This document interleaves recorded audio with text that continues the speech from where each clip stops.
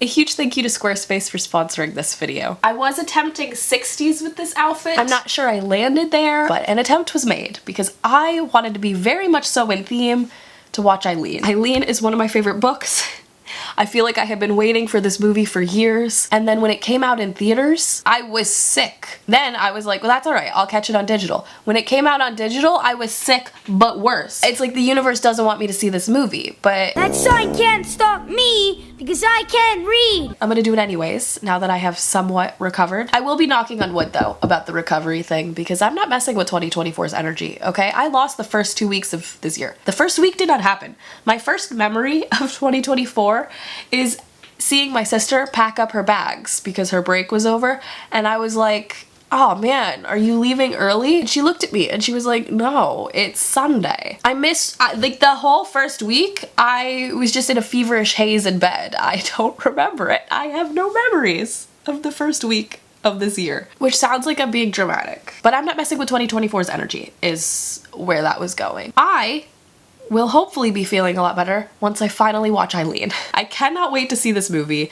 I am very, very curious about how they're gonna adapt this book because I feel like Eileen's internal narration is such a huge part of the book. So I'm curious to see how that translates to the screen, but I'm excited to see what choices they've made. I'm also a little bit nervous because I know before it had its wide release, there were definitely reviews calling it Carol, but a thriller, which is not necessarily how I would label it, at least reading the book. Obviously, I don't know anything about the film, but after reading the book, I was like, yes, it does feel very inherently queer, but also I felt like the themes of just being a survivor of abuse and like what certain situations like turn you into to survive certain situations just felt a little bit more prominent to me, at least. I just felt a little bit nervous that like by labeling it like Carol, people are gonna go in with a completely different idea of what it's gonna be like, and I just did not want to deal with any of the discourse. But then I realized I don't have to. I could just ignore it. I could just log off.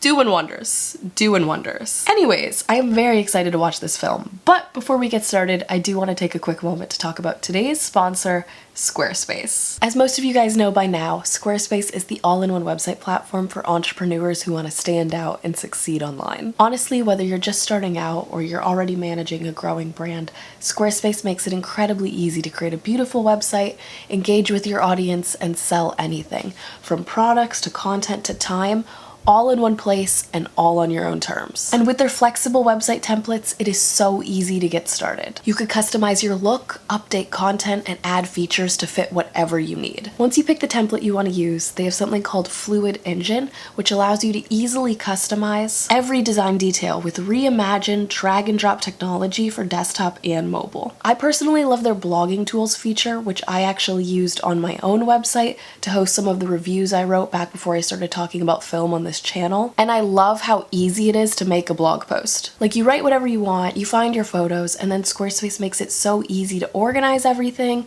categorize everything, and really just makes the upload process so streamlined and simple. Honestly, with Squarespace, you can make your idea, brand, or business stand out online. So if you want to build the website of your dreams, you can go to squarespace.com for a free trial, and then once you've created your website and you're happy with it and you're ready to launch, you can go to squarespace.com/fictional darling to get 10% off your first purchase of a website or domain. A huge thank you to Squarespace for sponsoring this video, and now, if y'all are ready to watch Eileen with me, let's go. It feels cold already. I need a blanket. The cold is seeping in. We had to start in her car. We had to. It's gonna be really embarrassing when I'm like, this is one of my favorite books, and then I don't remember like anything beyond the major plot points. I have a really bad memory, guys. I have a really bad memory. That's okay though, it's fine. I love this frame already.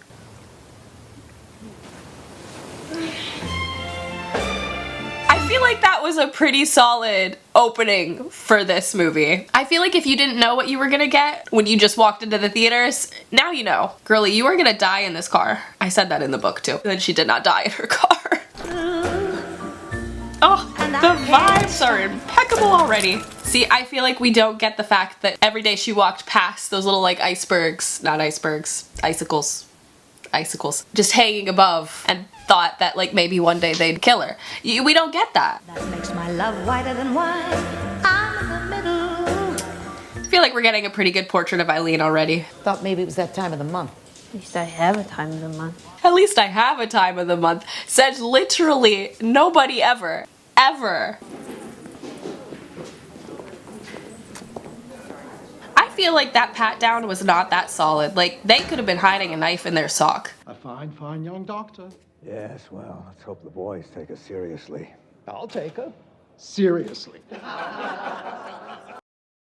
So obnoxious. So obnoxious. The fact that Rebecca and like so many other people were just trying to have careers, so they were like, yeah, I'm gonna take her.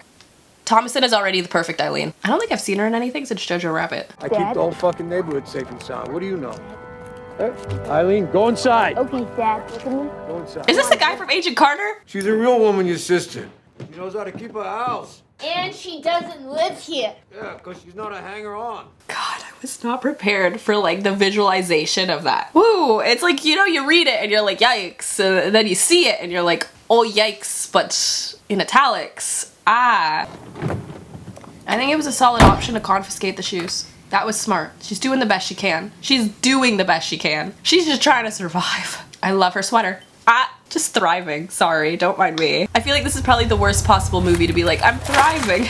Because Eileen definitely is not. But I'm enjoying watching you struggle. So sorry. She doesn't even know the men were joking about like taking her yesterday. Maybe she does know. Maybe she's just accepted that that's what she has to live with as a woman trying to have her career in the 60s. She may be easy on the eyes, but I assure you, she is very smart. Not her introduction being like, she may be easy on the eyes, but she's very smart. Y'all, there's no point. I know it's set in the 60s. There's no point. It's just like, you could be both. You can be both. We haven't discovered that yet in the 60s. Well, some people have discovered it. You ever just get the feeling that you're watching one of your new favorite movies? Is it fair to say that though, when the book is one of my favorite books? That isn't the popular opinion, wouldn't you say? I don't care what's popular.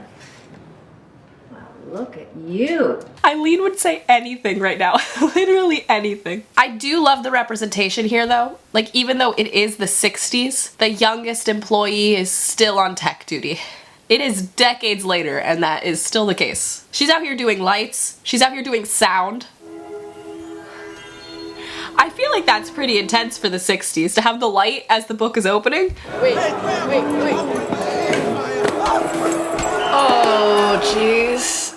It's a lucky day, huh? Yeah, the luckiest. Yep. Cigarettes are great. Not bad. She's finally picturing a future that doesn't involve these four walls. And I love that for her. Kid got his collarbone broken.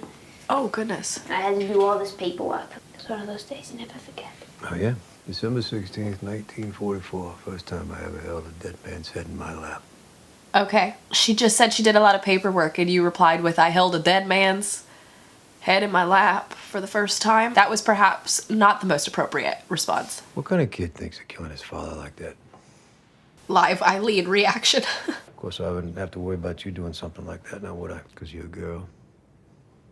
Can't imagine you with a knife. Don't worry, she can imagine enough for both of you. Can you imagine me with a gun? Yeah, I could see it. Maybe when I'm dead and gone and you got nobody and you never will. The way she said that, she was thinking, I would take a gun to you. And he heard that and thought he had already passed on. Like she would be offing herself. Sir, you are vastly misreading this situation. That feels like a huge chunk of photos that were in that file. Like that file was thick. You should see me, I'm a total klutz. I don't know if I believe that. Not very becoming of a lady, though. Turns your teeth yellow. See? Shows the whitest teeth I've ever seen. I really want her sweater. You don't get enough sweetness in your life? Definitely not. I just eat a lot of candy. I wouldn't know what to look at you. And it's because she spits it back out. Come by and see me sometime, all right? Although, you know, if you hear me screaming in there, feel free to kick down the door and rescue me. Did we notice that she stole the file? I love how they just, like, she definitely stole the file, but it wasn't obvious about it. Oh, I love this. We're like only 25 minutes in and I'm already like, I love this adaptation. Solid work, guys. Solid work. Oh my god, her emotional support kid who murdered his father is gone. What is she gonna do? That kid killed a cop. He killed his father. There's a difference. You probably have other plans already, but can I treat you to a drink tonight? Ugh. God. Oh, God, not the full shave. She's doing the full body shave, guys. She's like, this is my time to shine. Life is changing for me. Life is looking up, finally. And meanwhile, Rebecca is like, I would like information and perhaps to manipulate a little bit of the situation. I'm loving this frame. This is gorgeous. This is straight up gorgeous. I'm so sorry. I know you're going through it, Eileen, but I am thriving watching this film. This is truly everything I could have imagined. I recently reorganized my entire closet. I don't remember which bin I put my vintage clothes in, but we're gonna find this because I want a sweater that matches Eileen's. Success. We have a success. Is this not Eileen's sweater at work? It's so cute! Urgh. Imagine not being able to go anywhere in this town without everyone knowing you are Chief Dunlap's daughter. Ma, you look very glamorous. It's just an old dress. May I? She doesn't get the opportunity to get dressed up at any point. She's just having some fun. There's something wrong with my car, so I have to drive with the windows down or else it fills with smoke. Oh, you're kidding. That sounds absolutely awful. The knee touch. Eileen's heart is a flutter. A flutter. She's smitten. Smitten. Smited? Smoked? Smitten. How long have you worked at Moorhead? 3 or 4 years. She's going straight for the intel. Well, I moved back for a bit. Well, my mother was sick, and then she died. Prison is no place for time to fly by. And your mother dying? When you know she's looking at her and trying to examine her psychology, I see it in your eyes, Rebecca. You're trying to sum her up. Things feel very real here, don't they? There's no imagination. There's no sentimentality or fantasy. Don't worry, Eileen is carrying the entirety of the town's imagination in her little brain. Some families are so sick, so twisted. The only way out's for someone to die, don't you think?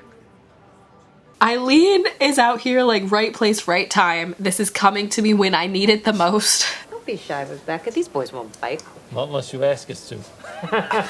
Wincing.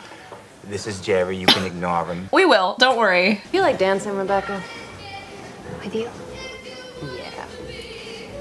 Dying at that. In love with that man in his little sweater in the back.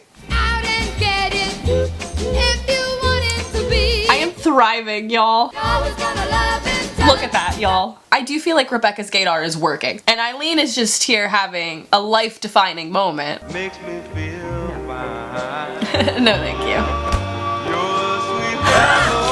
I'm sorry, that was just giving Peggy Carter. The way I know what happens and I'm still here rooting for them is this moment in time where your whole life changes. You have a strange face. It's plain, but it's beautiful turbulence. Your face is beautiful turbulence. What? What? I bet you have brilliant dreams. I bet you dream of other worlds. I'm sorry, how could someone say that to you and you not fall in love? Do you know what I'm saying? Like, if someone said that to you, I feel like you would just, like, rip your heart out of your body to be like, it's yours now. Here you go. You own it forever. Oh! I don't think that was in the book. Was that in the book? I don't know, but I am living for that. And so is Eileen. Oh my goodness. Life-changing, actually. I was literally willing to give my heart based on, I bet you have beautiful dreams. Then that happened. I don't have anything else to give. I've given you my heart already. And then it's still so annoying because my brain is just like, well, obviously Rebecca just wants to make sure that Eileen is in her pocket. But then there's still like the other part of me that's like, oh my goodness. Oh my goodness. What if though? What if? What if? What if? What if? You better be careful, Eileen. I don't want any trouble with your dad. My dad's not gonna cause any trouble. I feel like her dad's shadow is just like cast over this town. You can't find a life here. You need to leave. Do not want to see this. Gross, gross, gross, gross, gross, gross, gross. Gross and a half. Oh, it's on her cheek. Oh, that's another thing, you know, when you visualize it reading the book. It's not as gross in your head. It is very gross when you're looking at it. I need to go to work. Out all night, sleeping in your own sick, and now you're worried about getting to work on time? I can hardly look at you, I'm so... I mean, she's trying to get to work on time. She's doing the responsible thing. You know, most people, if they see someone sleeping in their own sick, they would wake them up, clean them up, let them sleep, you know, sort of help them. I see that was not within your vocabulary though, sir. It's fine. Chief Dunlop was sitting in that north-facing window, pointing his weapon at children walking home from school. Oh my god.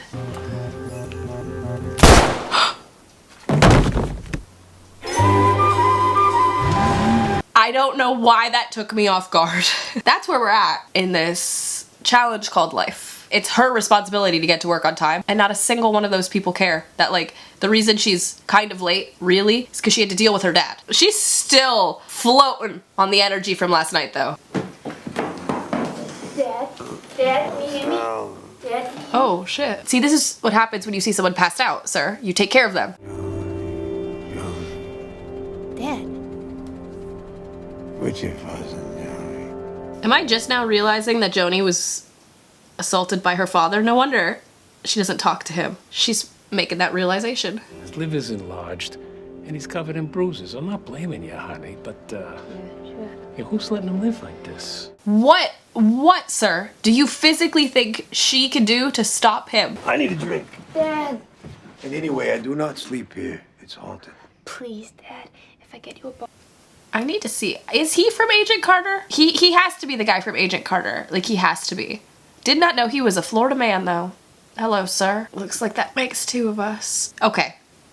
He is. That was gonna bug me. It was gonna bug me. What do you do with all the money and make it work? I love how she cannot come out and be like, oh, I'm stockpiling money for when I make my grand escape. My getaway. I always loved your mother. They say I made her crazy because I'm a hard ass. And I may have yelled a few times, but she always forgave me because we loved each other. Or because that poor woman could not open a bank account or buy a car without a male signature. So, sorry. Obviously, he's going through it as well. Been through the war, I get it. However, unfortunately, he is having a very negative impact and giving long-lasting trauma to the rest of the people in his life. Oh, that's the way of it. Some people, they're the real people. They're the ones you're watching. They're the ones making moves. And other people, they're just there, filling the space. That's you, Eileen. Can you imagine being told that by your father? Just because she is a shell right now, trying to survive the environment you have created in this little hellhole that you call a home, doesn't mean she can't make those choices and have agency over her life, okay? God, Eileen, I'm sorry. Life gets better, I promise. Oh, this is so painful. How many times? I do love, though, how we've transitioned from her imagining herself ending the pain to her being like, actually, hold the heck up. I can still have a life. Just gotta free myself from this situation real fast. They are capturing the book really, really well. Like, this adaptation is really solid, which is so interesting to me because we can't hear her internal narration, but like we can see it. It doesn't feel like we're missing anything. I'm so glad I bought this movie instead of renting it. Excuse me, she's in her murder daydream headscape, as is A Girl's Right, obviously. Hello? Hello, Christmas Angel. The Christmas Angel. There's some records we could play and maybe dance again if all goes well. So you'll come? Yeah. Bye. Look how happy she looks, though. Look how happy she looks. Life is looking up again. She's really living for this silver lining in these clouds. Sometimes you gotta sew your own silver lining in, though, girl. Sorry it took me so long. I think that cat's possessed. Eileen does not question why that cat hates Rebecca so much. Would it be a red flag? Maybe. Is she thinking she is about to have, like, the moment of her dreams? Yes. I'm sorry the place is such a mess. I tried to clean it up a bit, but it's just beyond me. I hope It is absolutely unhinged to apologize for a place being a mess when it's not even your place. Like, that is so rude. You've already kidnapped a woman, Rebecca. You don't need to insult her housekeeping. I hope you didn't have to drive far. Was it far? I know, I drive all over the place. Because my car is my only safe space. She was something of a close horse, actually. Sorry, I feel like we have to be fully dressed up for the occasion that is about to be happening in this film because it's about to get wild. I am so freaking excited. See, part of me is like, man, I wish I didn't read the book first because I just know that the people who watched this film and did not see that twist coming, that is probably so enjoyable. However, it was also very enjoyable when I read the book, so. A very handy young PhD student once taught me a trick. About how to open a bottle. Yeah, just smash it, then it'll open. I had no idea you could do that. That was a great trick. This is just like 2 different variations of By Women wreaking havoc. To Jesus Christ.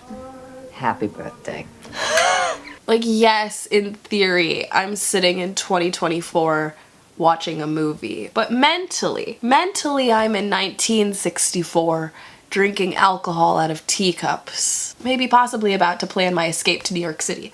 You know? I can make a mess, as you can see, but, Can we stop coming for this woman's housekeeping? Like, we're already about to come for her life. Is that not enough? If you are watching this for the first time with me, I'm so sorry. You should not be. But if you are here and you've decided to experience this film for the very first time with me, which is a wild choice, congratulations. I feel like that would fit with Eileen's vibe. The kid that murdered his dad, his mom, we've kidnapped her. Right, Rebecca has, not we. And we are now in her house. And that's what you missed. Hungry. I never really did very good in school, so I'm just kind of average, I think. oh, don't say that, Eileen. Never say that. Can we please just contrast the scenes, though, where her father was like, you are literally a side character to the real world. Like, you do not actually exist as your own person. You will just forever be in the periphery of other people doing things. Then contrast it with this scene where she's like, girl, you have a whole future ahead of you. You could do anything. You can choose your life. Like, no wonder she is falling in love. Who among us wouldn't? Oh, look at the pink tile bathroom. You got this, girly. I do love how Rebecca, though, like, she's planning on interrogating a woman, and she's chosen a cozy cardigan to do it. Let's just put that back. I live a little differently than most people. It's nice and it's cozy. I don't mean the house. I mean, I have my own ideas. Right. A dangerous thing. Maybe you and I share some of those ideas. She definitely thinks she's about to come out to her right now.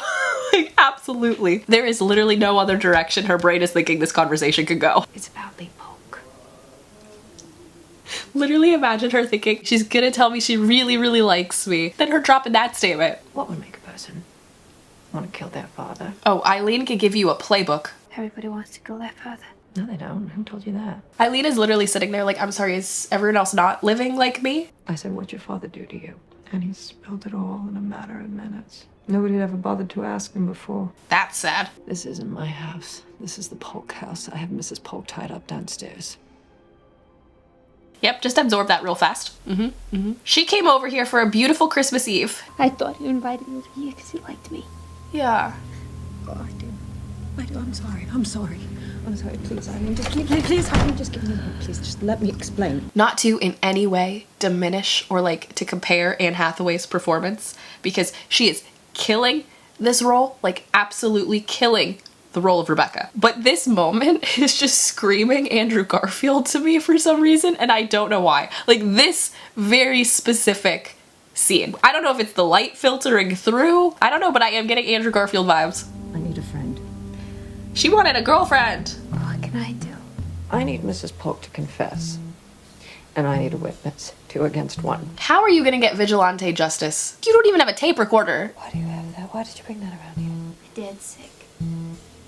Pick it up and show me how you get a hold Well, she's been waiting for this moment in her mind. This is their basement? They have so much room down here. Ooh. Oh, look at her little socksies. You could really be doing something with your room down here, ma'am. Oh, the way this lighting is so stark in comparison to the rest of the lighting in the movie. Eileen, you didn't want to put a mask on just in case? The human body can't live very long without food or water. Sooner or later, you're gonna need to take a shit. I guess you're just gonna have to shit yourself. Rebecca looking at her though, like, I'm sorry, have you just had that like within you this whole time? If you know my dad, then you want to be scared. Yeah? Scared of a womanizing, drunk piece of shit who everybody knows is batshit crazy? You think he didn't have problems of his own? You think he didn't have secrets of his own, huh? You think she doesn't know them? This woman is like taunting her like, yeah, my husband was a cop, so I know that your dad had secrets. Eileen, like, yeah, I live with them. I have to live with him. I live with him. You would think, ma'am, that you would know what that would do to a person. I'm going to kill you if you don't start talking right now! How the tables turn, really. You talk. I wouldn't mess with her. I went and looked in. You don't expect your husband's gonna do something like that, you know?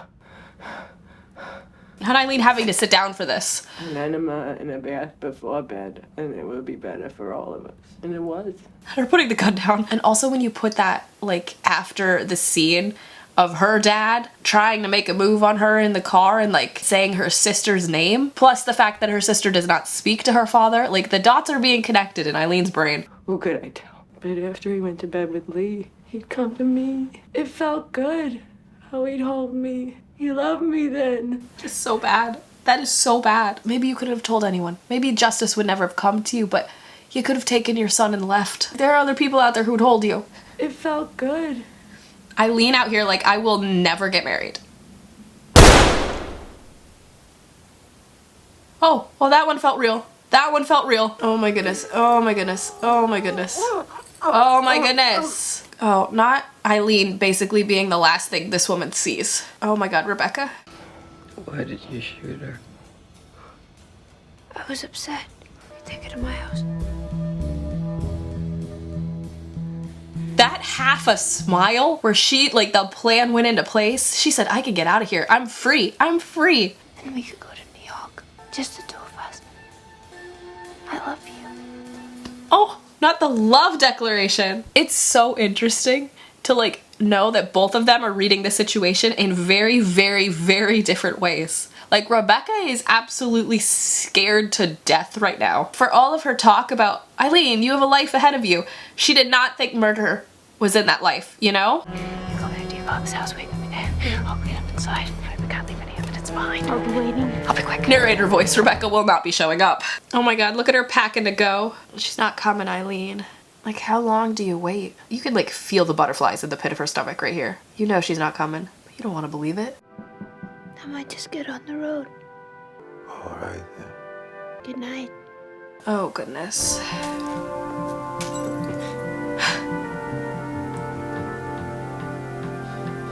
Just narrowly avoided death. I love the way they've chosen to adapt this. That felt like it kind of matched the book cover. Oh, the lighting is beautiful. This is a work of art. She's free. She's free. Yeah, you don't need Rebecca. You've got yourself. Look at her. She finally grabbed the agency of her life. Dying at that. Work of art, truly. I feel like the sad thing though about losing out on the, like, the internal monologue and her narration through the book is that we really miss the sort of, like, last chapter wrap up after the events of this book take place. And that last chapter is, like, what makes that book one of my favorite books.